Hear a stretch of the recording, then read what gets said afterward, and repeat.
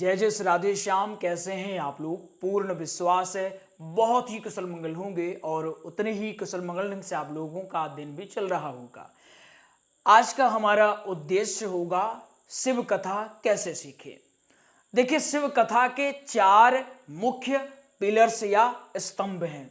पहला स्तंभ है प्रसंग, दूसरा दृष्टांत, तीसरा श्लोक और चौथा है भजने।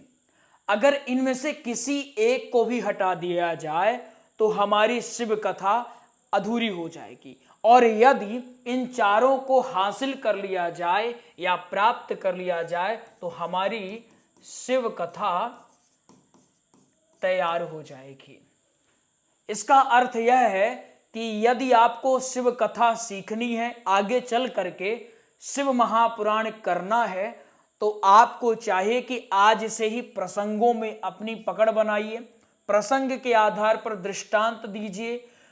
इसके साथ ही साथ श्लोकों में भी आपकी पकड़ होनी चाहिए। कोई भी श्लोक होता है वो कथा का आत्मा, अगर कथा की आत्मा कही जाए तो वो श्लोक होते हैं। यदि श्लोकों को छोड़ दिया जाए तो वह कथा अधूरी मानी जाती है। शिव कथा सीखने के 3 तरीके हैं और इन्हीं तीनों तरीकों को आज आपको बताने वाले हैं।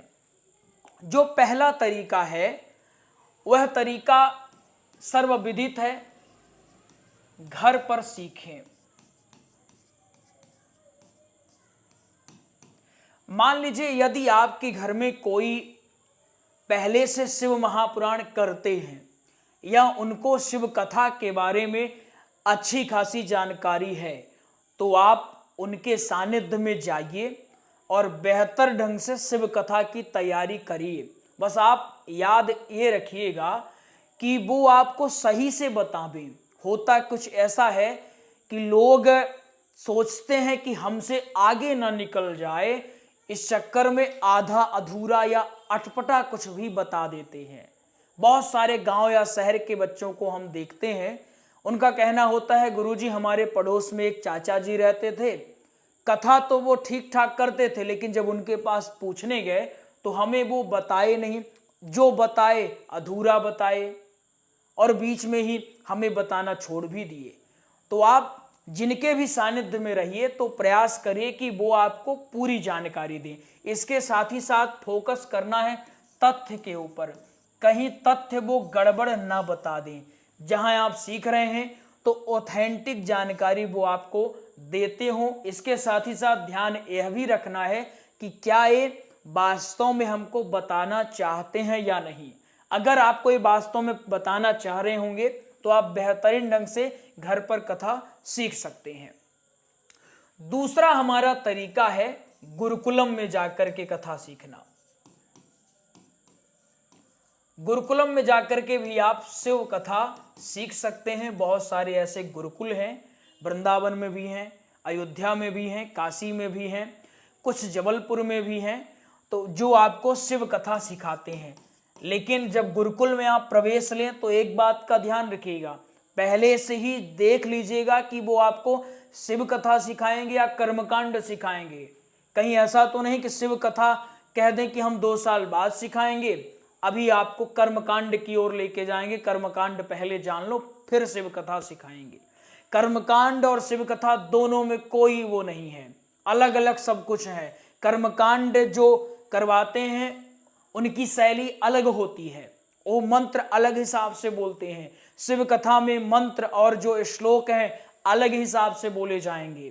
तो इस बात का ध्यान आपको रखना पड़ेगा कि जहां भी आप प्रवेश ले रहे हैं वहां आपको कैसे सिखाया जाए, पूरा का पूरा शिव कथा ही सिखाई जाए आपको। इसके अतिरिक्त और इधर उधर की चीजें ना सिखाई जाए।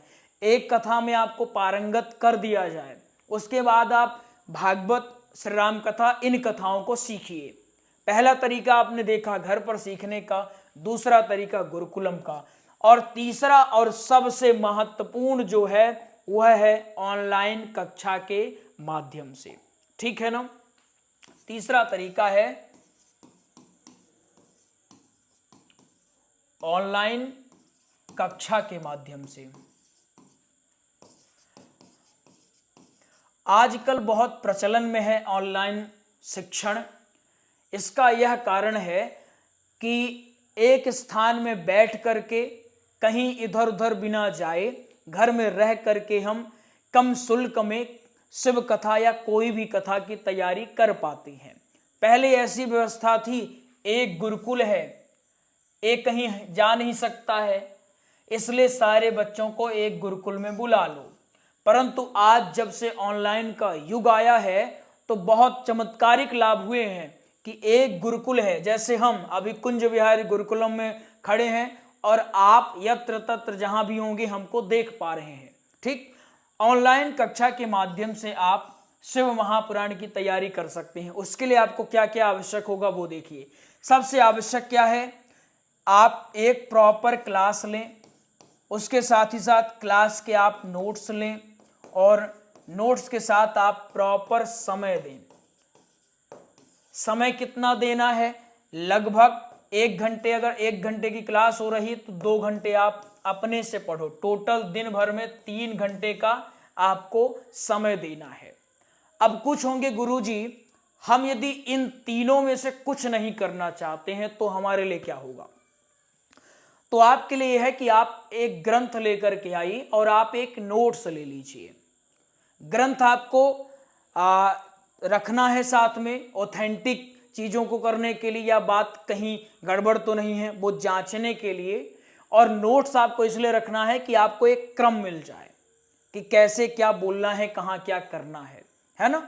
तो आपको ग्रंथ की आवश्यकता पड़ेगी और नोट्स की आवश्यकता पड़ेगी। यदि आप नोट्स से पढ़ना चाहें तो वह भी कर सकते हैं, यदि आप सक्षम हैं तो सिर्फ आप ग्रंथ लेकर के भी कर सकते हैं। लेकिन हमारे हिसाब से आपके पास नोट्स भी हो और आपके पास ग्रंथ भी हो, साथ ही साथ थोड़ा बहुत मार्गदर्शन अवश्य होना चाहिए।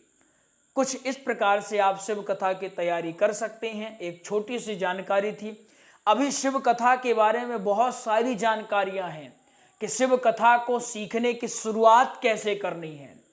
अगर हम घर में रहकर शिव कथा सीखना चाहते हैं तो हमें क्या करना पड़ेगा, बहुत सारी बातें हैं। शिव कथा को लेकर के एक डाउट आता है कि व्यास गद्दी पर कैसे बैठ के बोलना है, वो डाउट भी आपका एक एक करके क्लियर करेंगे।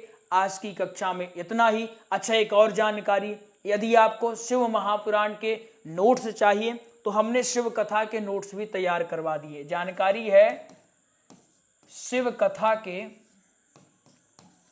सरलतम नोट्स।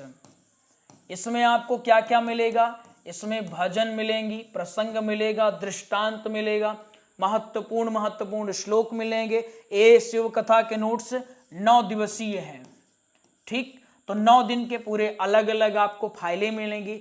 इनका आपको सीधे घर पे भिजवाया जाएगा, है ना।